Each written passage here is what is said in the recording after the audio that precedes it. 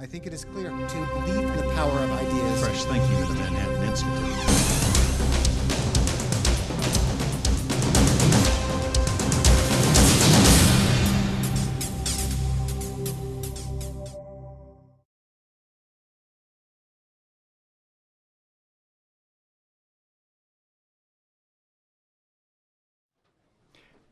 Thanks again to our panel, our first panel participants. I think it's fair to say we heard in their reports from the front a lot of explicitly and implicitly supportive comments about mayoral control. We heard from the audience some incipient doubts. Now we're going to turn the discussion directly back to the New York City public schools, to the dual question of whether reauthorization of mayoral control as it's configured presently, or perhaps in some other form, is a good idea for New York. And we're going to invite some scrutiny of some of the claims that have been made about the effectiveness of the reforms instituted via mayoral control. Is that the kind of applause that the president gets during the State of the Union? And to guide us through this multifaceted discussion, we're really privileged to have the Clara and Larry Silverstein Dean of the School of Education, Hunter College, City University of New York, David Steiner.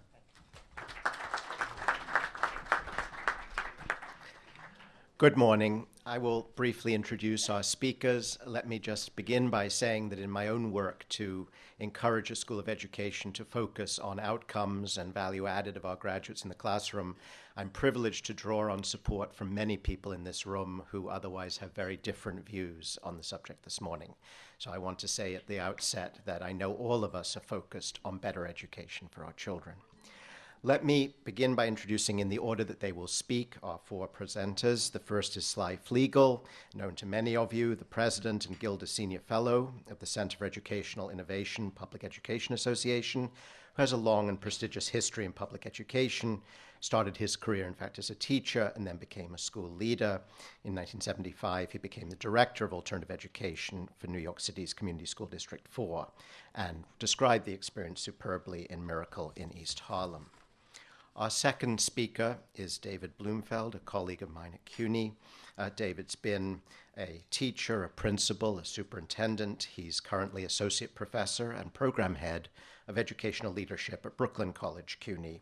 He also serves as an elected parent member of the Citywide Council on High Schools. Our third speaker is Joe Williams. He's the executive director of Democrats for Education Reform. He previously worked as an award-winning educational journalist for the New York Daily News, also served as an educational reporter with the Milwaukee Journal-Sentinel, where he won numerous awards, local, state, and national level. And our final speaker is Diane Ravitch, currently research professor of education at New York University.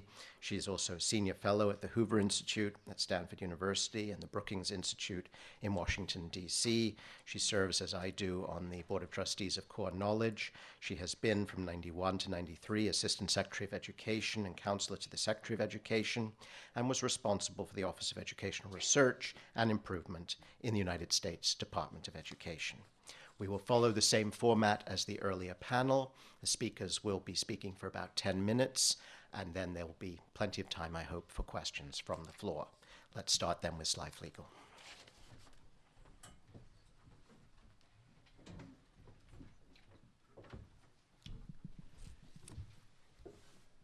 Good morning still. I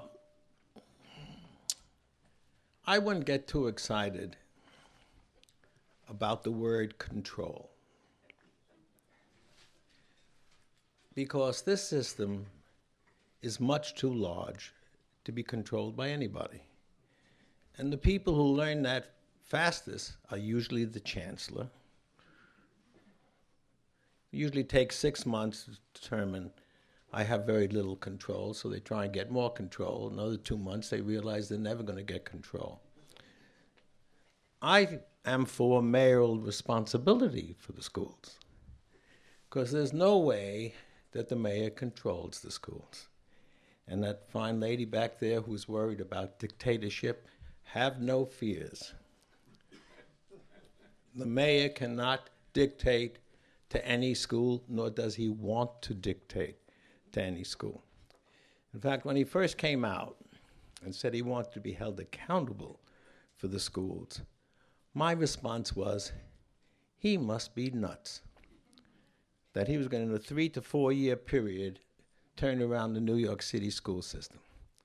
And secondly, mayors did have a good degree of control, but no accountability. There were 7 members of a board.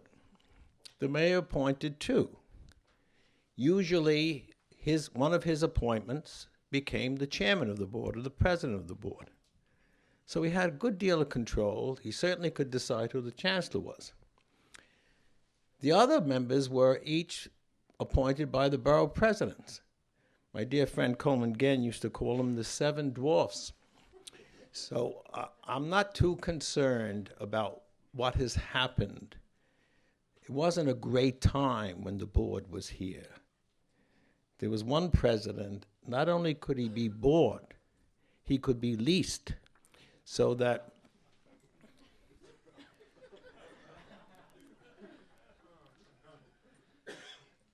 they needed some control at the board level. And anyone who spent any time in the system heard all kinds of weird stories about limousines and cars lost. One of the people in my office just told me yesterday, one of the board members took a car and lost it.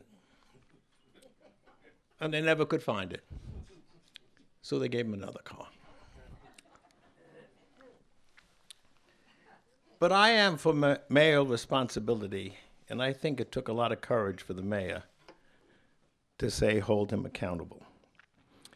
I don't see it as being difficult. Why would anyone want the mayor to control their field that they're so happy about? Is there an art group that wouldn't love the mayor to say, I want to be held accountable for art in New York City, or a health group, or a drivers group, and so on? When you have the mayor, who is the strongest political leader in the city, on your side, you have a tremendous, tremendous edge. Chancellor Reed made a very interesting point.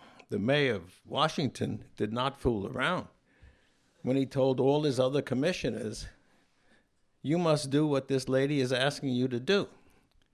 So I don't see this as a big discussion. I think it's tremendous to have the mayor on your side. Just try and picture having the mayor not on your side. You might want to ask Ray Cortines, former chancellor, what it was like to have the mayor who's not on your side. So there is a realignment of resources that come to the education system. There's a tremendous realignment when the mayor selects the chancellor. He could fight with him, but he begins to look stupid when he keeps going publicly fighting with the guy he selected. So they get along. And a system that has a chancellor and a mayor at odds is a system that cannot work. And that's one of the great benefits of Mayor Bloomberg and Joe Klein's relationship. In fact, Joe Klein does not like to be called chancellor. He sees himself as a commissioner. And I can assure you, all the other commissioners say, how can I help the school system? If I'm head of transportation, I have buses, I have trains, I have passes. Whatever, if I'm head of health, I can help in many ways. So it's a tremendous advantage to have the political strength of the mayor when you're running the school system. Now, some of the things that Joel spoke about made some real sense to me. I thought, I happen to like Joel Klein. I always think you should always know where a person's coming from. I support Joel Klein. I think he's a very good chancellor. And he mentioned some things that they did. Now, the mayor has the power to fight special interests. He also has the power to join special interests. And when Joel pointed out some of the things that they've been able to accomplish, it's easy to say it in a sentence. For example, he said, we changed Circular 6. I would suspect no one in this audience, maybe a few people, know what Circular 6 is. So you would say, isn't that wonderful? You changed Circular 6. I don't know what Circular 6 is to begin with. So let me tell you what it was, so you can understand what an important change it was. Circular 6 was in the contract that another mayor gave to the union as a giveaway. The negotiations were over. And the negotiator, I think his name was Levine at the time, said, is there anything else you'd like? Which is a cordial thing to say to somebody. You never expect them to say, yes, I would like this in addition to what you're doing. And the union rep there said, yeah, can you get rid of lunch duty, homeroom, hall duty, and so on? And they said, sure. And that's how Circular 6 came about. No teacher had to be on lunch duty. No teacher had to be on hall duty. No teacher had to have a homeroom if that teacher did not want the homeroom. Now, I appeared before an arbitration panel, and I tried to make the point it was not good for the teachers to have that happen, because I've spent many, many hours and years in the yards. And when you're in a yard, the kids come up to you. They pull at your jacket. They want to know, are you married? Do you have kids? What schools do your kids go to? And then when someone causes them a problem, you're the person there to protect them. That's when you make your bones as a teacher. It's not the brilliance of your teaching up there about how friendly our neighbors to the south are. So we won that one. Just try and picture. And I know what won it. One of the old judges on that panel said, wait a minute, are you saying that homeroom teacher I used to have in high school, they don't have to do that? I said, yes. Because a good homeroom teacher knows their kids. When kids walk into that room, and the kids come to school, and if they have a problem, they tell their teacher about it. My mother's sick, my father died, something happened to my brother. So a homeroom is a critical time. To say, for a teacher to say, I'm not interested in the homeroom, is to say, I'm not interested in kids. So I think that was a major victory. The other one that he mentioned was also happened to be a union contractual item. The system of transferring was a UFT transfer plan. And basically it said all schools had to list their vacancies, and then teachers could apply. So I've been a principal. I know what principals do. They'd call in their weakest teacher and say, are you aware of the wonderful list that just came out? I would suggest you apply for a transfer. And when I was a deputy superintendent, I had a guy show up in September. He walked in with his papers. His letters of transit were his unsatisfactory rating. And I said, you can't work here. You're too stupid to work here. Why do you bring an unsatisfactory rating as your letter of introduction? Let us find out that you're unsatisfactory. It would take at least a year.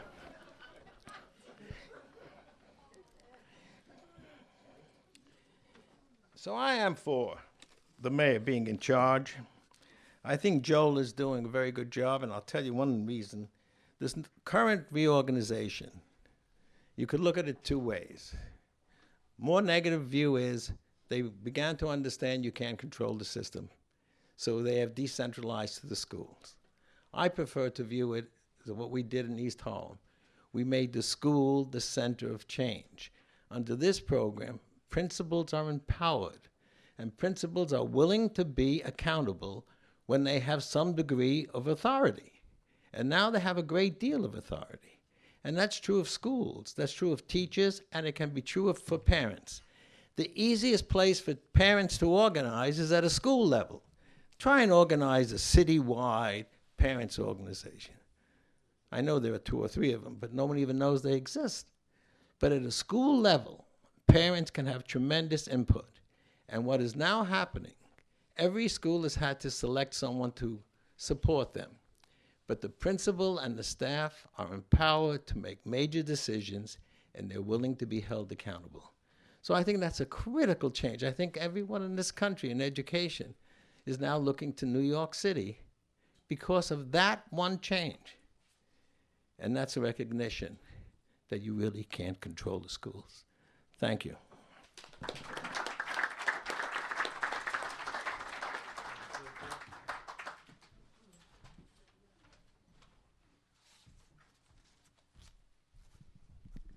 I'm glad that Cy didn't tell my story, which is really Cy's story, which I've heard a million times. You've probably all heard it a million times too. Cy tells the story, so if it's not funny, I'm not accountable. I'm not the mayor. It's Cy's story. Two old geezers are talking. They've been in education for many decades. You'll know. There's another joke where you just give the number and everybody laughs because they know it so well. Well, this is number 15, I think, Cy. Two old geezers are talking, and one says to the other, we've been trying this reform for 50 years, and it just hasn't worked. It's time for a change. And the other geezer says, let's give it a chance. Oh, you got to laugh. I don't use the term geezer. Well, I guess I'm the geezer because, in fact, I think we have to give mayoral control a chance. We've had mayoral control for about 5 years. We are supposed to scrutinize the record. I am in the forefront of criticizing this mayor for many of his poorly planned policies. I believe the mayor is insular in his decision-making. I believe that the small schools movement is discriminatory and way oversold. The data is manipulated. The graduation rates aren't what they are. But people who want to use this reauthorization of mayoral control as a referendum on Mayor Bloomberg, I think, are going in the wrong direction. The mayor is going to be leaving town 6 months before the new mayor. The mayor's going to be leaving town 6 months after mayoral control is reauthorized or the system is changed. This is not about Mayor Bloomberg. This is about what I would call the stability and agility of the system. So if you want a sound bite, I'm a teacher at heart. You're going to forget everything I say up here except stability and agility, because that's what mayoral control has brought to New York and what the next mayor can bring forward in terms of what I believe will be better policies. But to fight governance on the basis of desired policies, I think is going to be a losing game. You can't determine what the policy is going to be by setting up a highly prescriptive governance system. That will be a return to the paralysis and the finger pointing that we had under the old regime. I was in the belly of the beast. I'm the former general counsel to the old Board of Education, and I can tell you that that is a recipe for disaster. Some people, for example, want to go to a system where there is power that eliminates the power of removal. We all remember the Monday Night Massacre when the 3 members of the PEP, the replacement for the Board of Ed, were removed because the mayor wanted to get third-grade gates. He wanted to end social promotion, and so simply removed his opponents from that board. Well, during the old days, there was no power of removal, and what you would have is simply banner headlines day after day about one board member or another breaking with their sponsoring, appointing principal, one of the borough presidents usually, or maybe the mayor. That was a sideshow. Nothing was done for kids in that. It just paralyzed the system. But I want to make sure that we don't just look backwards. We need to look forward. And there are some specific issues that I think the new legislation needs to respond to. So I would like to suggest 2 or 3. One is in the area of contracting. It's very clear that the mayor has misused his authority under the mayoral control statute to let many sole source contracts at gargantuan amounts with very little accountability. That has to change For that purpose, and I would say that purpose alone, we need what is now being called municipal control. The controller's office needs to have every function that he has regarding other city agencies regarding to scrutiny and auditing of DOE contracts. Still on the contract issue, but this goes to the transparency. The only thing that I miss about the old Board of Ed is that we would have monthly meetings where every contract above a threshold amount was a matter of public record and public response. Long lines of people would get up to speak about one contract or another because it really had to do with one one board or chancellor initiative or another. We should return to that. We should have the kind of robust debate that doesn't take place anymore under this mayor and under the mayoral control statute, which I think allows for that kind of obscurity. Regarding data, and I was impressed at a panel like this about a week ago at the New School, even Chris Cerf, the Deputy Chancellor, came out for an independent Office of Data Collection, Dissemination, and Analysis. I nominate for that function the Independent Budget Office, which has a pretty long record at this point of nonpartisan analysis of the budget. They need, and that's based on the Congressional Budget Office model, they need the function for education at least of the General Accounting Office.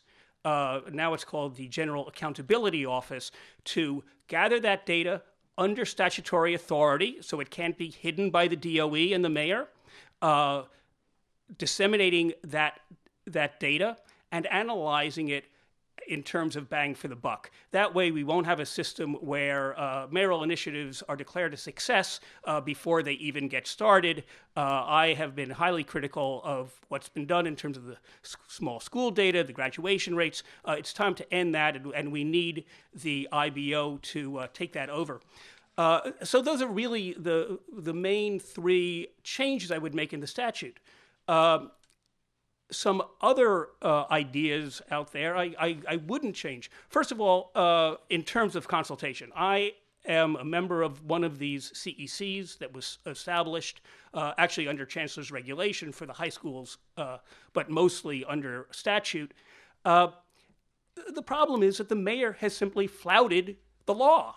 He is supposed to consult with the CECs before he makes a decision, not simply inform them afterwards. He just doesn't do it. So in fact, I think the law needs to be tightened up in that area, but that's more a political matter, I think, than a statutory matter. We just have to get the mayor to obey the law. I am not for city council legislative authority. I've been in touch with John Ports at Northeastern University. We've heard already about the Boston Public Schools. That is a weak council situation. There's budgetary authority, and there's the informal authority that is at work already in New York City in terms of constituent service. But we don't want the council to start legislating, micromanaging in the area of the schools. I don't even know how you would do it. So I think that this newest reform, unlike Cy, is a disaster. There's no accountability. Superintendents aren't in the schools. They aren't holding principals to account. What is the council supposed to do about that once they found out that that decision was made? I think that's just a matter of bad leadership, not about bad statutory formulation.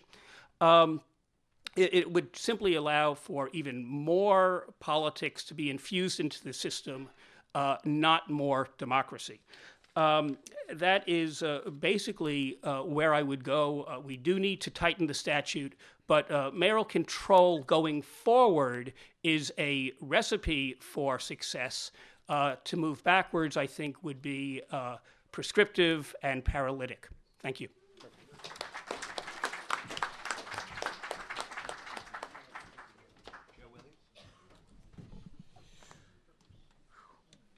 First off, thanks to the Manhattan Institute for hosting this, and to my colleagues on this panel. David, Diane, and Cy were helpful to me when I was a reporter writing about this, and it's an honor to be here with them. Although I texted my assistant when Cy was speaking, instructing her never to put me on a panel after Cy again. It's tough to do. So 2 weeks ago yesterday, I had a meeting in my office with a guy who used to live in Washington, D.C., a former speechwriter. And he was helping me with a project I was working on. At the end, we started making some small talk, and he told me that he'd moved to Brooklyn. He was very happy in Brooklyn. I asked him where in Brooklyn it was, and he said, it's this 110 Livingston Street. It used to be this school thing. And I had to explain to him that it was a little bit more than just a school thing, but a physical monument to the disaster that public education had become in New York City. To explain this, I described this one particular story that I had written at the Daily News when the current administration put out RFPs to turn the 110 Livingston Street School Administration building into condos. My editor at the Daily News, who is British, and I say that because you'll want to understand the nature of the request of me to work on the story, decided it would be a really funny story if I was to call a feng shui expert in Northern California and find out what would have to happen in order to remove all the bad chi that had accumulated in the building. The poor woman, I called her and sort of played it straight. She had no idea she was part of the joke, but she explained that you have to take the roof off, and then it all goes out, and it's all good times at 110 Livingston Street again. I bring this up because I think I'm sort of going to issue a whole bunch of caveats here about how this discussion is about to unfold.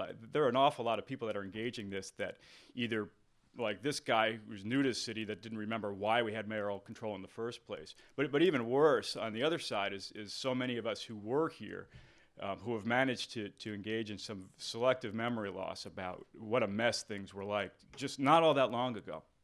Yesterday, when I was preparing for this, I started looking through some of the clips from the last 15 years, and it is depressing. Some of them were stories that I had worked on. I was looking at some of the stuff that had been the sort of daily morning headlines that everyone has sort of been referring to at time, like the kid at Martin Luther King High School who shot someone. And while he was in jail, it turned out for several weeks, a grown-up at the school was swiping his attendance card through the attendance checker so that he was getting credit for being in school every day. This was 2001 that it happened, so I'm not talking about ancient history. Do you remember the Mayor Giuliani accusing the Board of Ed of hiding $100 million? Do you remember that? $100 million, it was hidden. There was no place to find it in the budget. And I'm not even saying that Giuliani was right. I think Giuliani was threatening some teacher layoffs at the time, and the way the Board of Ed responded was by saying, we'll make sure there's no layoffs. We're just going to recraft the budget in a way that nobody can find this money. If we ever need it, we'll just find it. The capital plan, the one that sort of exploded in 2001, which is sort of like the camel, the what is it? The disaster that sort of really pushed this thing forward in terms of mayoral control. $2.3 billion cost overrun on a capital campaign. And when it came down to trying to figure out who was responsible for it, it was this. It was the school board was saying, well, it's the school construction authority. They didn't tell us they were running over budget. Remember, this school construction authority said, but we installed those special computers with the modems down at 110 Livingston Street so you could track every project. They went back to check, and they had seen that nobody had ever logged on to the computers that they had set up. They were just sort of sitting in the corner. I mean, we forget a lot about this issue of who's in control. I think, if anything, look, there's been no share of problems under this mayoral control turn of events here in New York City. At least we know who's in charge right now. The fact that we're even talking about a mayor being responsible, I think that's a great way to put it. Compared to what we were going through at that time, is a welcome step. As a reporter who was working on this kind of stuff, I can describe how the storyline went. It was easy to write these stories. You didn't even have to get off your chair. The mayor would get up in the morning, he'd be in a bad mood, he'd rip the chancellor to shreds. Off the record, he would say, "I'm about to orchestrate this coup, and this chancellor's not going to be here anymore," because he knew that you were going to then tell that to the chancellor, and the chancellor would get all spooked. And so the chancellor then would have to find somebody else to blame, so he'd blame the state education department. This is all like 10 o'clock in the morning. By 10:15, the state education department is blaming the old Board of Education. The old Board of Education saying, wait, it's not us, it's the 32 community school districts. Now, here was the one problem for reporters. You needed to get a quote from somebody in the 32 community school districts to make your story complete at that point, since they're being accused of having done something wrong. But most of them were appearing in front of grand juries during the day, and you couldn't get a hold of them to quote them for the stories. So I don't know where this is all going in New York. I suspect that there's been so much noise about the lack of parental input that there's going to be modifications made to mayoral control. And the only sort of caveats that I want to throw out here have to do with really making sure that we have a system that either has mayoral control or doesn't. Fake mayoral control I don't think is going to do anything for the children in New York City. And I have an idea that I think works better in terms of getting parental engagement in the process, which I'll bring up in a second. So we can't forget how we got here. That's the first caveat I want to throw out.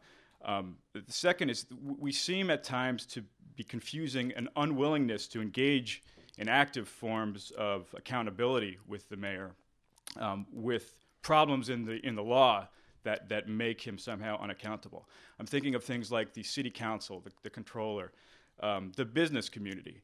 I think the people in this city who fought to get mayoral control, as soon as the mayor got it, they forgot what it was supposed to be about. They thought because they liked Mayor Bloomberg and he was a good guy, that it meant you just walk away and you give him attaboys all the time and you pat him on the back. There's a lot of noise out there early, from day one, from people who were telling the mayor and the chancellor, you guys are moving too fast and you're doing too much. And there was no counterbalance on the other side reminding them, hey, guys, this is your time. You're not doing enough, and you're going too slow. There were a lot of people that fought for years to get mayoral control in this city, and I think one of the biggest failures to date was their inability to hold their friends accountable and to continue lifting the bar so that the mayor and the chancellor would try to jump over it. The city council early on, I thought, did a stellar job, actually, of using power that no one was even really sure existed. To try to highlight some of the things that were actually going on, and for a number of years early on in the mayor's control, most of the data that was coming out about what was happening in the city schools was actually coming from the city council's education department. More recently, it's been a little bit quieter on that front, but I think it's worth looking at those kind of realities and thinking big about how accountability can happen going forward. So I'll be quick. A lot of what I said was in David and Sai's remarks. In terms of this piece about parents feeling not engaged in what's going on, I think that there's a way to do that in a way that allows someone to continue to be in charge, like a mayor, of what's happening in the schools, but sort of provides that outlet for parents who aren't satisfied with what they're getting. And it's just the old-fashioned money-back guarantee. You don't like what the mayor's giving you, you go and you get the money. So thank you for your time.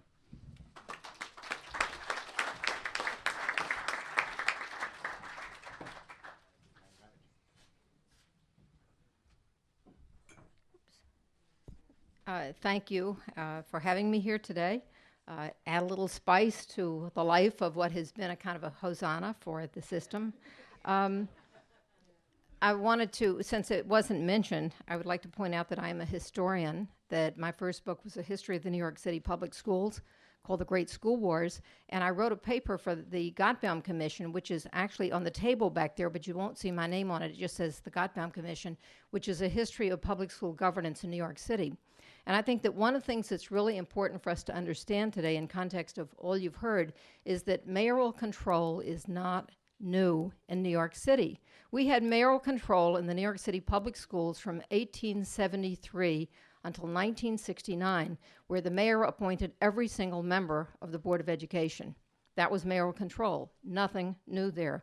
So to continue to refer back to the years of decentralization, which had many masters and 6 people appointing 7 board members, is, I think, not a sensible comparison. Well, I would like to surprise you by saying I actually support mayoral control. But I support a system where the mayor appoints an independent board of education to oversee the school system and where there are local boards where people can bring their grievances. What we have now is not mayoral control. It is not comparable to anything you heard about today in Washington or Boston or any other city. What we have, and I think Gail Robinson said this, is mayoral autocracy. I think she used the term dictatorship.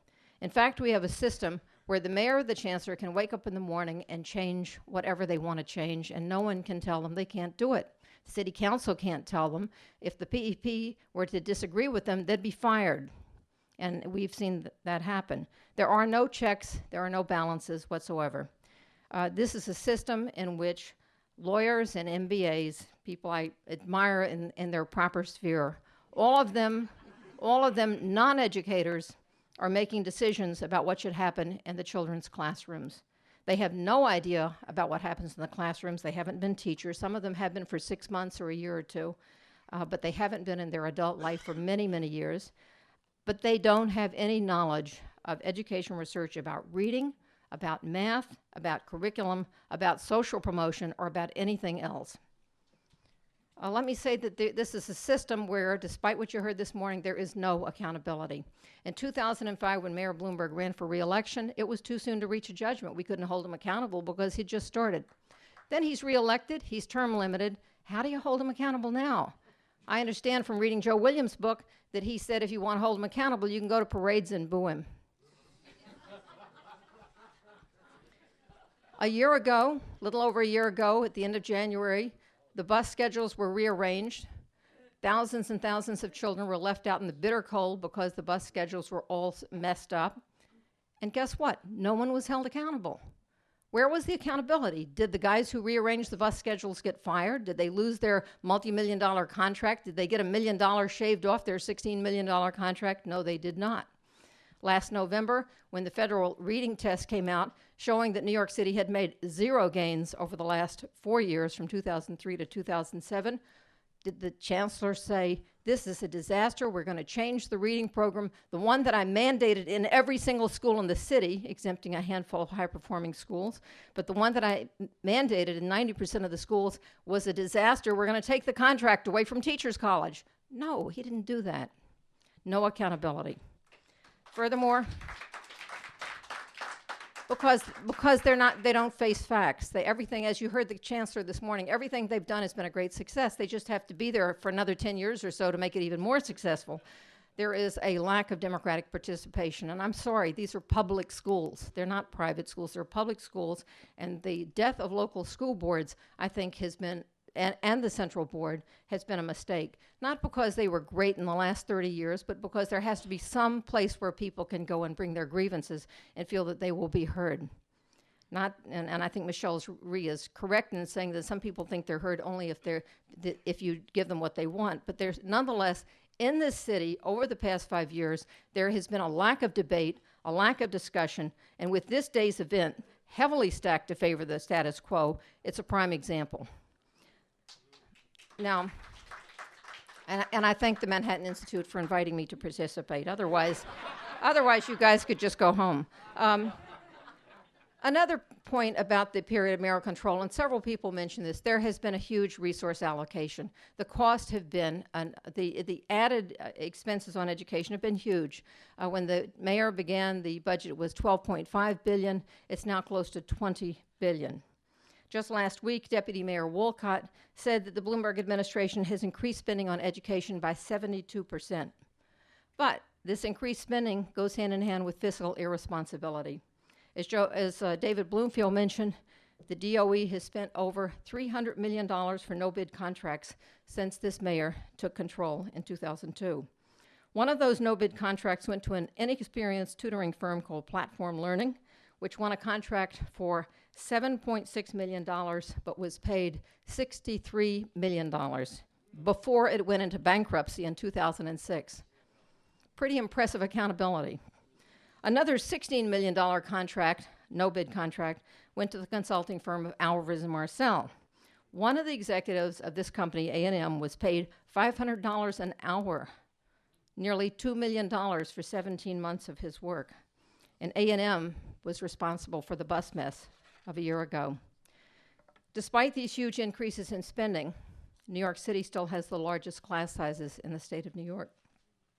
Now, the Chancellor went on at length about the great results that we've gotten, and I think that I have to disagree with him.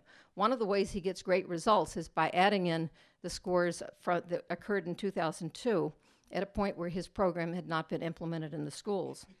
In fact, he implemented Children First, which is his reform program, his mandated literacy and mandated math, and all the changes with the reorganization. All of it began in September of 2003.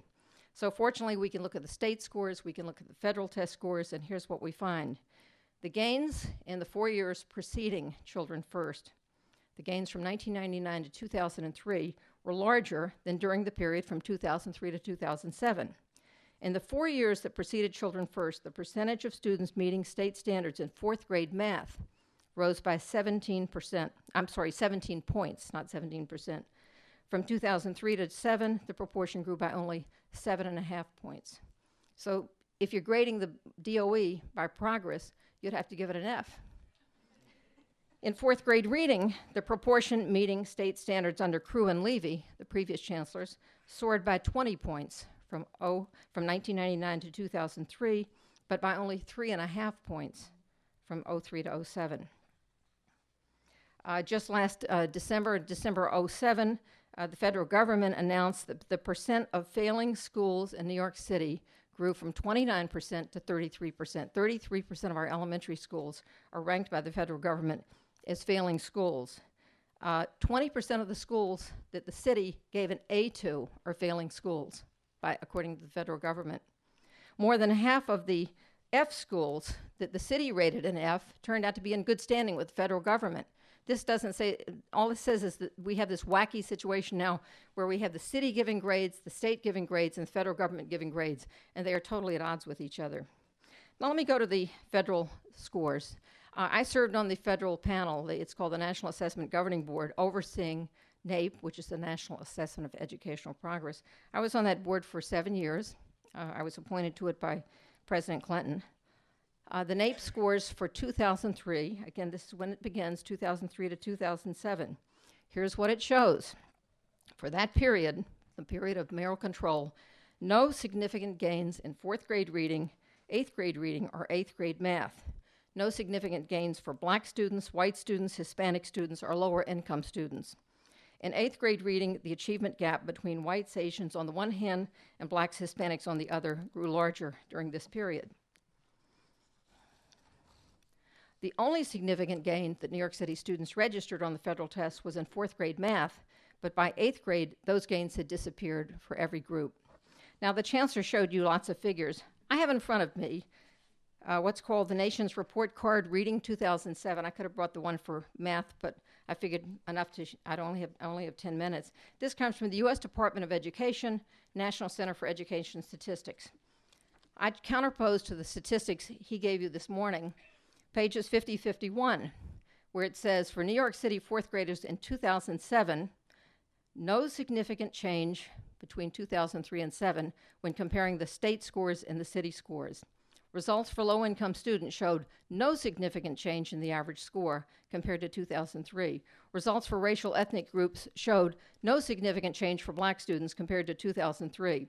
No significant change in the average scores for white, Hispanic, and Asian Pacific Islander. I could go on and on and on. The point is, no significant change comes from the federal government. It's not from my lips, it's from theirs.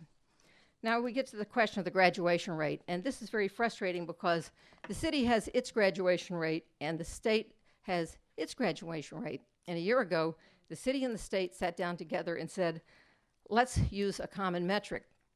And they agreed that based on a common metric, who do you count? Do you count GEDs? Do you count special ed? Do you count the June graduates, the August graduates, and all these groups? They agreed that they would do this together. The city had been saying that we have a 60% grad rate, as the chancellor said this morning. The state had been saying, no, it is, I think they used a number in the low 40s, but they agreed that it would be 50%. Henceforward, let's call it 50%. As you can see this morning, the chancellor is still calling it 60%. Okay, so it's 50%. That's what the state and the city agreed on. This is nothing to brag about. Mississippi has a graduation rate of 63%, and New York City spends 3 times as much per student as Mississippi. Mississippi spends $6,500 a student. We spend $19,000 a student. Of the nation's 100 largest school districts, the only districts with a worse graduation rate than New York City are Detroit and Cleveland. Let's not talk about Detroit's mayor, who is being indicted as I speak. He may not be convicted. Last Thursday, an article in the New York Times said that New York State overstates its graduation rate by 12%. The State Education Department says that the state graduation rate is 77%. The U.S. Department of Education says it's 65%. The U.S. Department of Education looks at the number of students in 9th grade and compares it to the number of graduates in 12th grade. Sounds fairly simple. It says New York State's graduation rate is overstated by 12 points. If that's the case, New York City's graduation rate is overstated at least by 10 points, and the actual graduation rate very likely is 40%, not even 50%. So what I conclude from all of this is this. As I said, I do support mayoral control, but I support the kind of mayoral control we had from 1873 to 1969, where the mayor has checks and balances. Mayoral control, I disagree with some members of the first panel who looked on this as a way to raise your scores fast. It's a way to avoid transparency, we've learned in New York. Mayoral control is no panacea. If it were, Cleveland and Chicago would be high-scoring districts. They're not. In the NAEP, which is given to 11 cities where Cleveland and Chicago compete, they're at the bottom. While the 2 highest-scoring cities, Austin, Texas, and Charlotte, do not have mayoral control, yet they have the highest scores. So what's going on here? The independent variable is not whether the mayor is in control, but poverty. Districts with high levels of poverty and high numbers of limited English proficient students have lower performance on the whole than districts with lower levels of poverty and limited English proficiency. Today, the DOE has no educational strategy. They only have a strategy of paying people to raise test scores. They pay teachers to raise scores, they pay principals to raise scores, they even pay students to raise scores. Cash incentives encourage principals and teachers to game the system, to spend classroom time disproportionately on test prep, to sacrifice the subjects that are not tested, and in desperation to exclude low-performing students, even to cheat, and to exclude low-performing students, I might add, from their schools, of which there is increasing evidence. The exaggerated claims of the Department of Education, some of which you heard this morning, reflect its emphasis on public relations. They can never admit error. It's all about claiming success, even when success has not occurred. Under Crew and Levy, there were 3 paid professionals on the PR staff. Today, it's hard to say exactly how many there are, but according to the budget code, there are at least 15 PR staff. So it has quintupled in these past few years. And I learned just last night, even the U.S. Department of Education has only 7 paid professional PR people. When I write an article questioning data, the answer comes not from the head of the research department. There is no research department. It comes from the head of the PR department, which I frankly find insulting. In the next year, the city may get higher scores thanks to the strategy of paying people to raise them, but it won't get better education. Better education comes about when schools put as much emphasis on history, geography, the arts, citizenship, literature, and so on as they do on just test scores. The current system of mayoral autocracy, I believe, has not been successful. It now costs the taxpayer 72% more, and it's produced poor results as measured by graduation rates and student scores, both state scores and NAEP scores. Thus, I would urge the state legislature to revise the statute so that we have a mayoral appointed board or a board appointed by a combination of a mayoral majority plus other elected officials. But I would urge that that board make sure to put an educator in charge of education.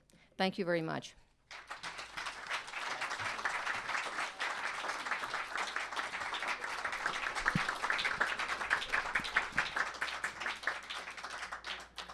Thank you to all the panelists. I will take the same prerogative as my predecessor and ask the first question, and then I will open it to the floor.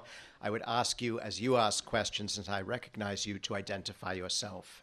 Thank you so much. Let me start with a comment about international comparisons. that involve New York as well.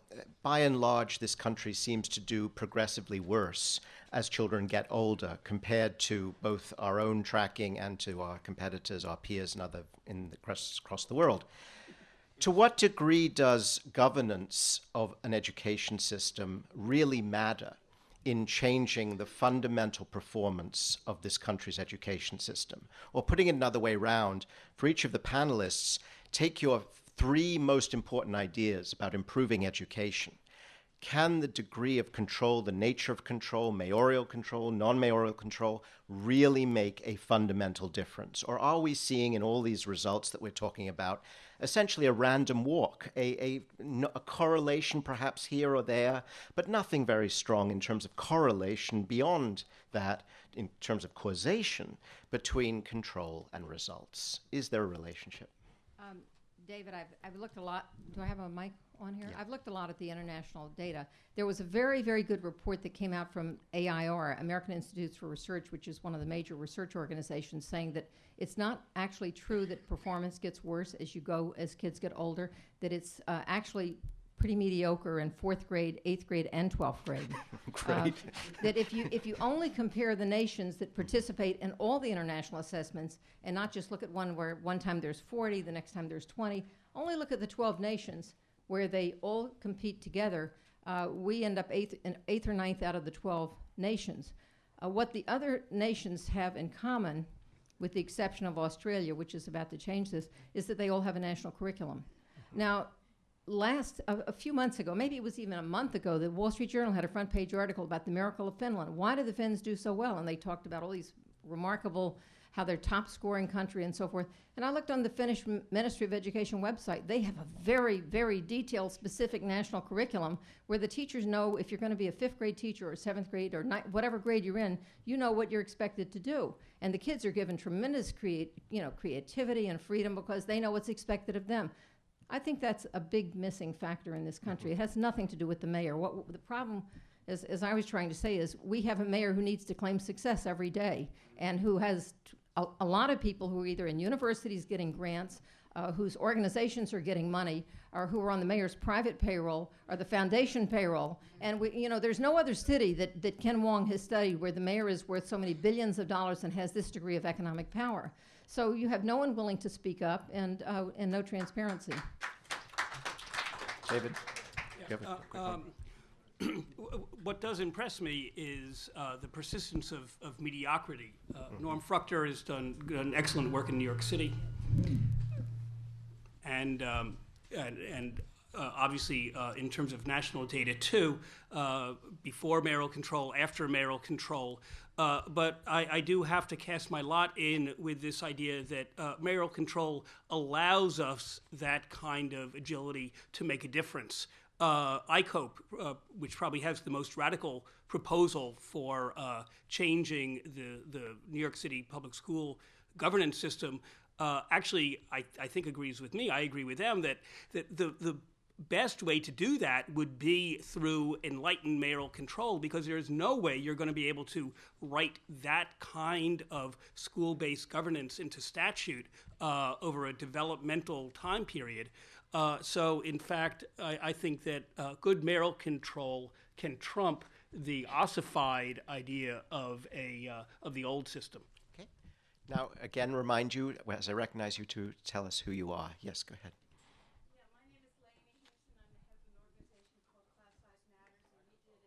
Microphone. It's on.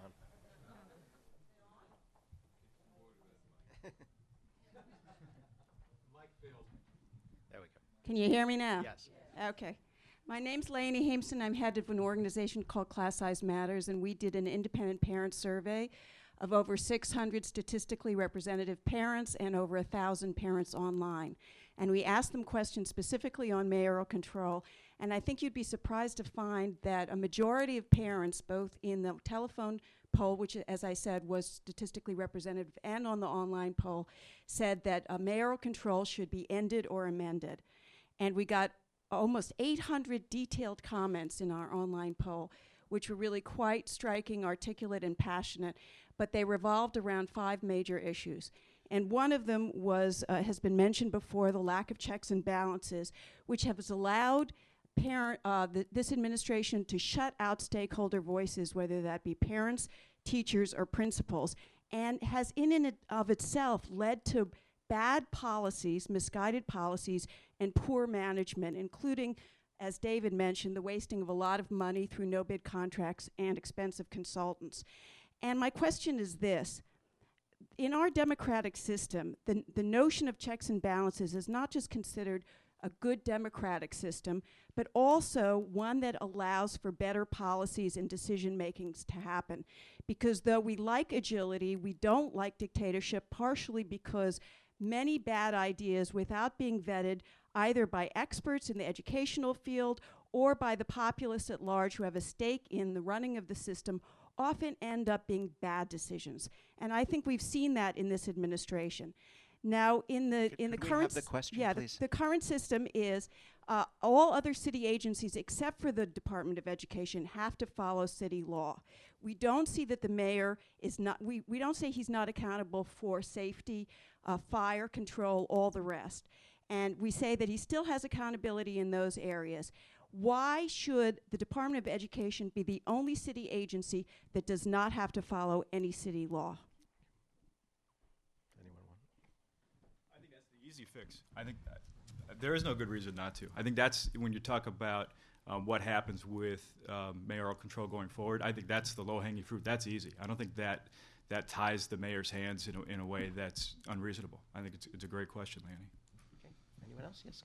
Yeah, I would oppose that for several reasons. One is, as I said in my remarks, I think that it gives legislative control over what is basically an executive function. I don't think that you can legislate the Department of Education into being some well-oiled consultative machine if that's not what the mayor wants. So I just don't think it gets to that. I think it politicizes the system even more than it is now. I think that one of the heroes here is Eva Moskowitz, who really demonstrated that the council, if it uses its present powers, can be a strong monitoring force over the Department of Education. There is budgetary authority to some degree, as well as the usual way that politicians trade off one thing for another. So it doesn't have to be an education bill that puts pressure on the Department of Education. It could be almost anything. So I wouldn't go in that direction. I think the city council is not a level playing field for parent input. There's a lot of other constituents out there, special interests, who it seems to me would have about as much control or more over the council than the mayor. Yeah. Yes, go ahead.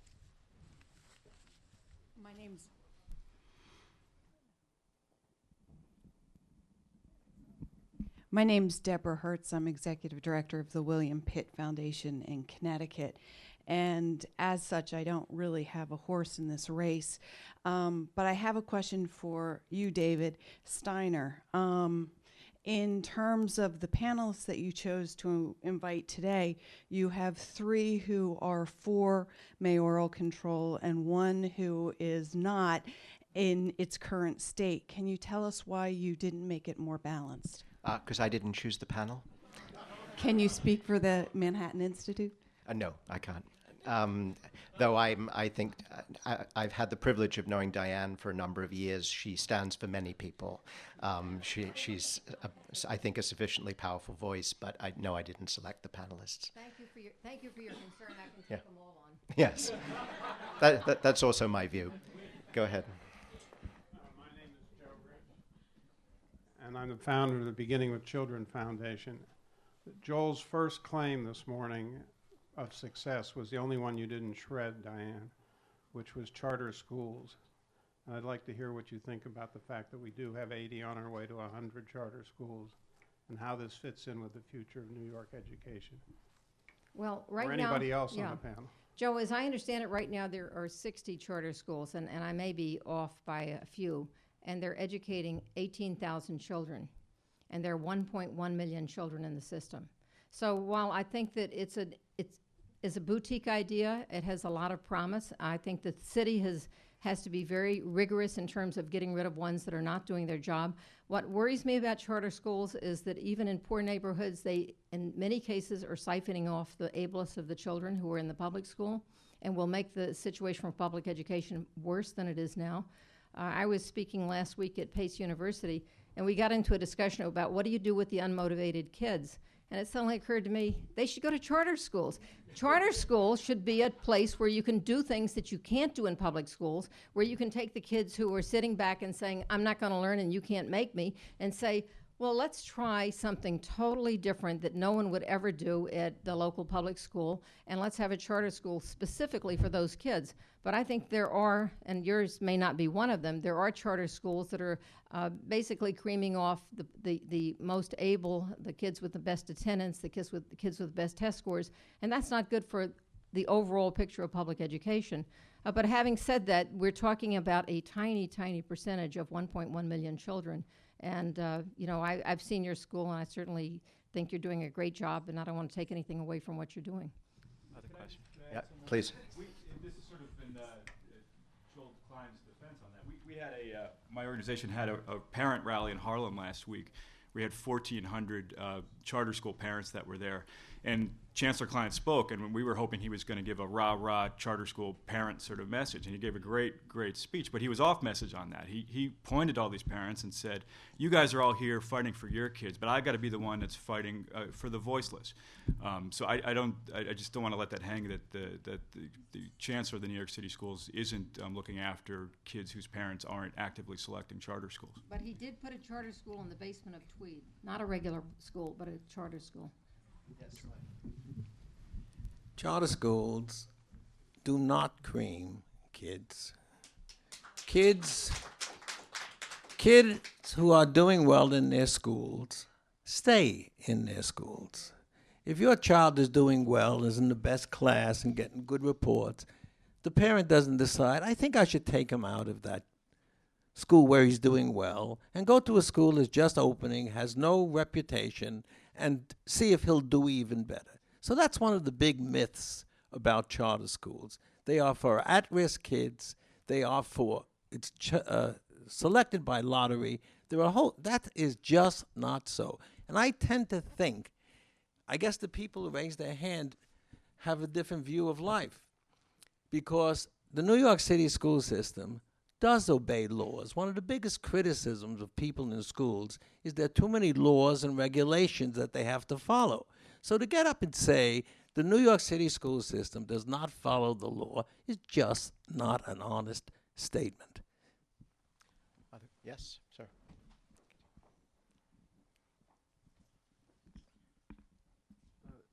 This has been... Could you identify yourself, please? Henry Stern, President of New York Civic, please. This has been a very interesting morning, because first we have Chancellor Klein say that everything is just wonderful, and they proclaim victory throughout the land. Then we have two panels, and finally, the last speaker in the last panel gets up and says that the emperor has no clothes, and that it's all a giant hoax. Now, he has an army of public relations people, and she's very bright. But how are we, ordinary people, going to determine who was right? I mean, there's something, if, I'm not equating this to the big lie, but if someone says things often enough and people believe it, where there is a Holocaust or the Holocaust deniers, if the Holocaust deniers come to power, God forbid, sooner or later there will be no Holocaust, which is what I'm concerned about. How, or what citizen action, what can anyone do about this very wide disparity of viewpoints? I know what the board has tried to do. They've tried to smear her by having someone write a column based on their data attacking her intellectual integrity. It didn't take, because people knew it was a lie. But where do we go if it is concurred, if the experts, the rest of the panelists, think what she's saying is true or substantially true? What can anyone do about it? Anyone? Sly? Henry, it's good to see you're still alive.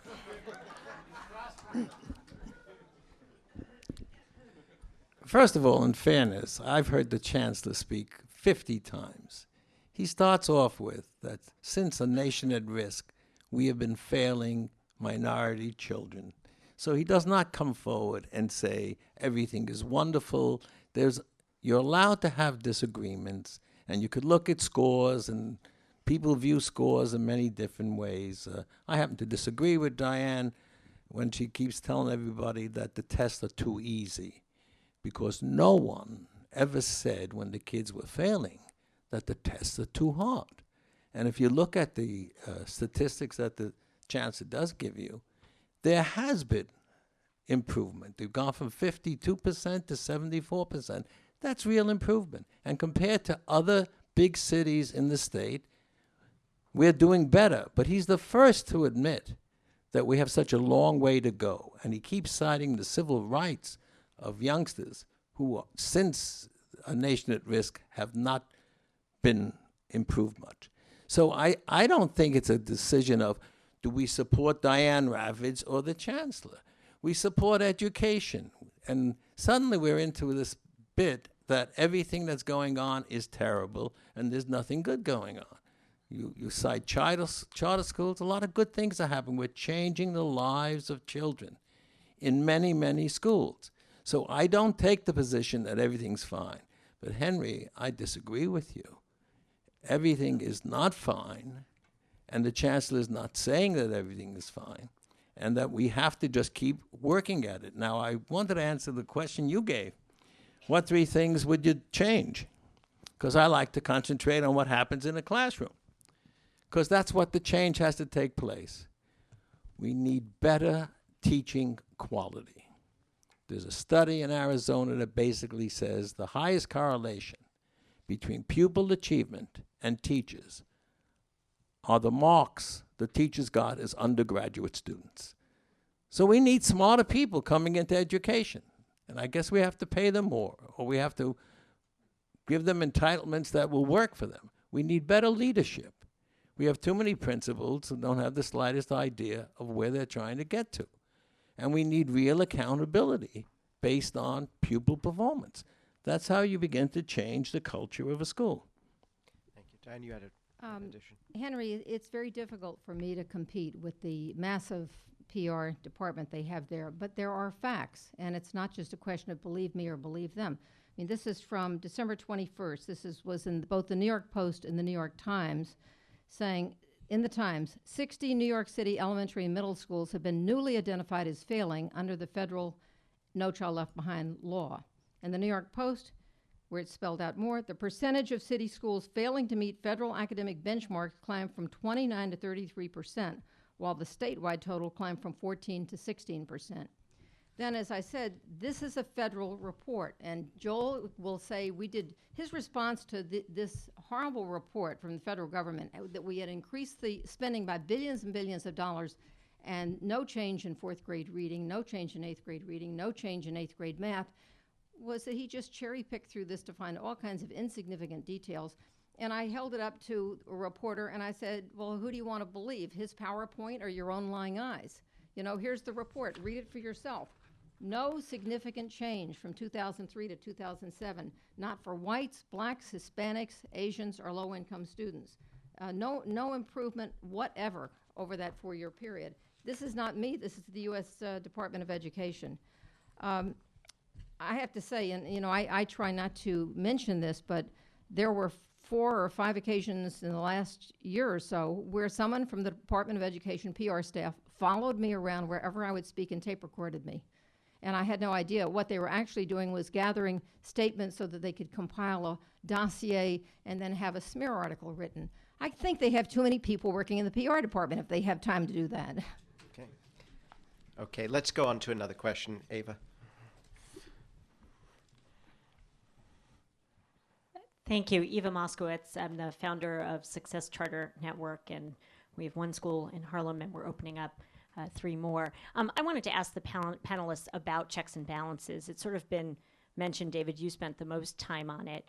And as someone who, A, ideologically is committed to good government, and B, tried my best to live that life, you make it sound kind of difficult. And I appreciate the praise. But as chair of the Education Committee, it was like shooting fish in a barrel. I mean, it was not too difficult to do rigorous oversight. Similarly, you mentioned the comptroller's office. I mean, they could be doing audits up and down the wazoo. Why do we need more checks and balances when we're not able to use the ones that we have? Why are you looking at me? Because, not me. She made my point. Well, actually, I don't agree with that, Eva. The fact that the mayor can come up with a plan, let's say, we need to end social promotion in 8th grade. Has anyone explained why we're ending social promotion in 8th grade when we previously ended it in 3rd grade, 5th grade, and 7th grade? How did 18,000 kids slip through with all of these ending social promotion earlier? So he then goes to his panel on education policy, who know that if they vote no, they're fired. They're out of there. This is not a check or a balance. What's the city council going to do about it? They pass laws and the mayor ignores them. He says this is it's a state agency, it's a city agency, and the controller says, well, they don't follow the same accounting rules that other city agencies do. I don't know why there's been no audit. Why has there been neither a city audit nor a state audit? I can't answer these things. But I don't think there's sufficient checks and balances. And the first check I would put on would be to have an independent board who felt their own reputations were on the line in terms of the probity of the department. And by the way, we already had a Department of Education. It was under Boss Tweed. Read my paper in the back of the room. I just want to say one thing about it. I just think it's a mistake to use the Bloomberg administration or use mayoral control as a proxy to debate the excesses or deficiencies of the Bloomberg administration. That's like debating the Constitution based on George Bush. We don't want to do that. We want to move forward. Bloomberg is not going to be part of this equation. Yes, go ahead. Right here at the front.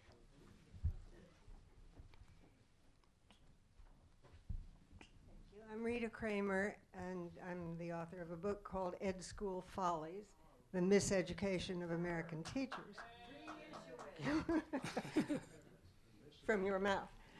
I'm going to play a trick. I'm going to say something and then say why, which makes it a question. And it's addressed to everybody except Diane Ravitch. Sitting here, I have the feeling that I'm at a shareholders meeting of a very large corporation. I hear all about resources and allocation and strategy and accountability. Thank you. But when I was a kid in school for many years and a mother of kids in school, what I thought schools were for and about had to do with things like learning the history of the world, of our country, of other countries, of how our institutions came to be, learning languages, learning how to read wonderful books of the past. I haven't heard one word here from 7 or 8 people about what seems to me the most important thing that you have to talk about in schools. And so my question is why? Right. Both of my children are in the New York City schools. They've never met Mayor Bloomberg. He's never taught them math or taught them to read. I think what we're talking about here is what we can reasonably expect a mayor to do in terms of either creating a system that helps or hurts what does happen in the classroom. I don't think it's fair to expect that Mayor Bloomberg is directly going to teach my kids. Not directly, but he appoints people who appoint people. Yes, and I think that's why we're talking about the appointing the people that appoint the people and that appoint the people. We're not talking about the bottom because we're not here talking about what's happening in a specific classroom. And look, that's right, but that mayoral control is a governance issue. Governance issues don't teach kids. At the back. Yeah, go ahead. Sorry, Joe. Don? Saul Stern from Manhattan Institute. I was not going to say a word, but that is just not a fact, Joe. My the kids fact say, I is, swear they've never met Mayor Bloomberg. I'm sure your kids never met Mayor Bloomberg. They saw him on the street once. I never met him either. But the point is, Mayor Bloomberg, when he announced his education reforms in January of 2003 on Martin Luther King Day at the Schomburg Center, he laid out a program of curriculum and pedagogical reforms. Read the speech. He said, we're going to bring back basics. We're going to teach phonics. We're going to teach all these subjects. He then turned around and reversed himself, and he put in place, or his chancellor put in place, as the instructional leader for the schools, Diane Lamb, who was a proponent of the opposite of phonics, whole language reading instruction. It's true that the chancellor is an agnostic on curriculum and instruction, and that's one of the problems. He has said repeatedly, I don't know what the difference is between phonics and whole language. They say there's something called science of reading, but where's the science? And that's part of the problem. You can't just get up there and say, you know, we have a mayor who's in control of everything, but then they have no responsibility, he and the chancellor, for the lousy instruction and the lousy pedagogy and the lousy curriculum, or the non-curriculum that's now imposed on the schools. Anyone? I want to respond to the last two speakers. I think it's a fair question, and one perhaps against interest as a supporter of mayoral control. Which system favors distracting the public more? Having a central school board independent of the mayor, or mayoral control? Because the fact is that both are about PR, both are about claiming victory when there is none. It would seem to me that it's our responsibility under any governance system to make sure that what we're concerned about is the schools and not the noise. Okay. Last question.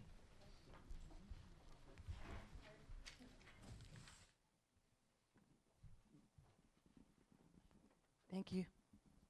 My name is Irene Kaufman. I represent the Public School Political Action Committee. This is primarily a question for Mr. Fliegel. Many things about the current way the schools are run, and the chancellor's speech in particular, make statements that sound great. But if you're not in a glass tower and you are in the schools with your children, or as myself and others here, go visit the other schools, you know more of what the daily lives of the schools are. The Circle 6 thing you discussed, I'm shocked because there are no teachers at lunch or recess. When did that change go into effect? Because we've not seen it, and it's a huge problem at our school. You have 300 kids in the yard with 4 paid grown-ups who are not teachers. Just thing after thing, the test scores, all the testing. We were told recently, I'm sorry, we can't challenge your child because there's such a burden on the testing. Now that the tests are over, maybe between now and the rest of the year, we can actually give some attention to the different way children need to be taught. But there's so many kids in the class. And this isn't just at my school. So my question is, also the chancellor made a statement about the children who are developmentally challenged or have the greatest challenges coming into the educational system. With the budget cuts mid-year that were a complete surprise, the F-status teachers were getting cut. So that meant remediation teachers, the kids who are most at risk were losing services. So my question is, how can we think of an emergency brake system for when mayoral control is obviously not working, and what's being said and what is actually playing out in the schools don't match by a long shot? Do you have suggestions for an emergency brake? I think I'm glad you're a political activist. I think the best place to make questions are right at the school site. You see, asking questions here does very little for your school in particular. But parents have the right to ask questions of principals at their schools. Parents have the right to be involved in the advisory committee of schools. That's where you can make change. If you think you're going to make change by coming here to the lovely Princeton Club, and by the way, Ms. Kramer, I'm shocked that you don't understand this is the Manhattan Institute. How would you like them to run a meeting? It is like a board meeting. That's what you can do. You can really do that. You are not, by the way, going to change, I don't think, the legislature. You're not going to change what the mayor is doing, but you must act in your school, and I promise you, you raise, by the way, all you need are 8 parents. I don't want you to get excited. You come with 8 parents to a principal to have a meeting with him. It used to be 12 parents at a school board. If you had 12 parents at a school board, you could throw out the school board. But with 8 parents in a school, you can raise these questions that you are raising. I think they're legitimate questions, and you will get results. Not at these meetings. This guy's not going to do anything for you. This is a good man. He's at SUNY, CUNY. You were talking about how CUNY doesn't educate people. Go after David. We must now bring this to a close. Not because I'm frightened. Anyone who wants to come after me, I'm here. But meanwhile, much more importantly, thank our panel for their contribution.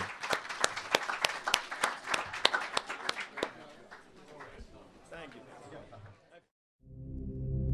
I think it is clear how fortunate we are to believe in the power of ideas. Supply the common sense and the fresh thinking of the Manhattan Institute.